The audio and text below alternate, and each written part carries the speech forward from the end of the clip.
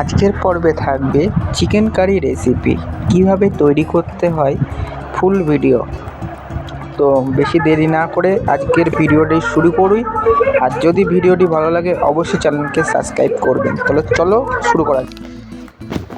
আমি এখানে chicken lollipop নিয়েছি, তুমি যে কোনো ধরনের মাংস নিতে পারো, সেটা তোমার উপরে নির্ভর করছে। এরপরে নিয়ে নেবো টক দই, এরপরে যাবে আদা রসুন পেস্ট দিয়ে এটা, তারপরে লেবুর রস দিয়ে দেবে একটু, আর যাতে দেখবে যাতে বিচিটা না পড়ে, মানে লেবুর যে বীজটা, তাহলে তেতো তেতো ভাব লাগবে, যে ভালো করে ফাটিয়ে নেব। ফাটানো হয়ে গেলে এর ভেতরে যাবে বাদাম বাটা, তারপরে টমেটো সস দিয়ে দেবো, দিয়ে সেটাকেও ভালো করে মিক্সড করে নেব। আমাদের মিক্সড কমপ্লিট। এরপরে যাবে হলুদ গুঁড়ো, মরিচ গুঁড়ো, ধনিয়া গুঁড়ো, জিরে গুঁড়ো, মিক্স পাউডার, মানে বিভিন্ন ধরনের মশলা যেগুলো মাংস রান্না করতে লাগে আমি বলে দিলাম, সেগুলো দিয়ে ভালো করে মিক্সড করে নেব। এরপরে যে চিকেনগুলো তোমরা কিনবে বা চিকেন ললিপপ আমি এখানে দিয়েছি, সেটাকে ভালো করে মিক্সড করে নেব। মিক্সড করা হলে তার মধ্যে দিয়ে দেবো লবণ, দিয়ে আবার মিক্সড করবো একটু। তারপরে একটা প্যান গরম হয়ে গেলে তার মধ্যে তেল দিয়ে আস্তে আস্তে করে একটা একটা করে ছেড়ে দেবো ভাজার জন্য। হালকা মিডিয়াম আঁচে ভাজবো, যাতে একটু লাল লাল ভাবটা হয়। এবারটা একটু নেড়ে চেড়ে উল্টে পাল্টে ভাজবো ভালো করে।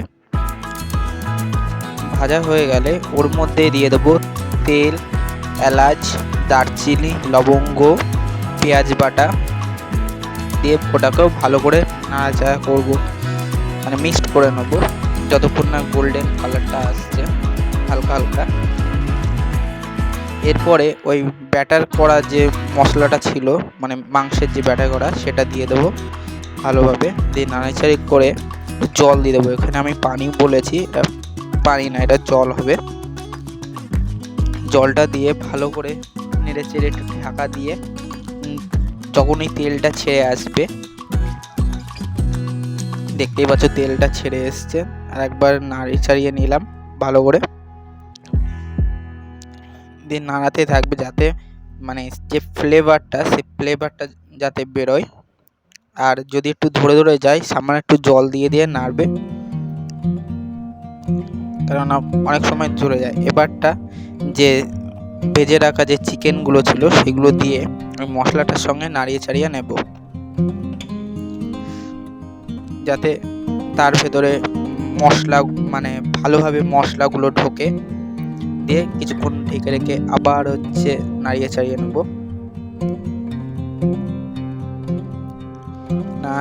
নাড়ানো হয়ে গেলে এবারটা একটু জল দিয়ে দেবো এখানে, জল দিয়ে আবার মানে কয়েক সেকেন্ডের জন্য ঢাকা দিয়ে দেবো। আর ঢাকার মাঝে মাঝে উল্টে আবার নাড়াচাড়া করে নিতে হবে।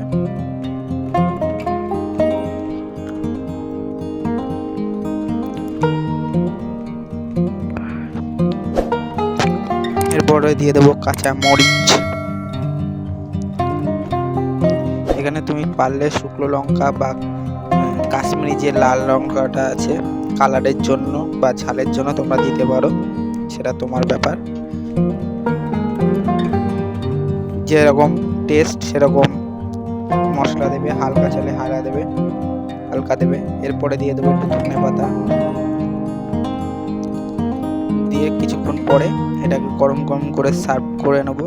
এই দেখো আমি নামিয়ে নিয়েছি, একদম তৈরি আমাদের বাঙালি স্টাইলের চিকেন কারি। যদি ভিডিওটি ভালো লাগে অবশ্যই চ্যানেলকে লাইক, কমেন্ট, শেয়ার করবে।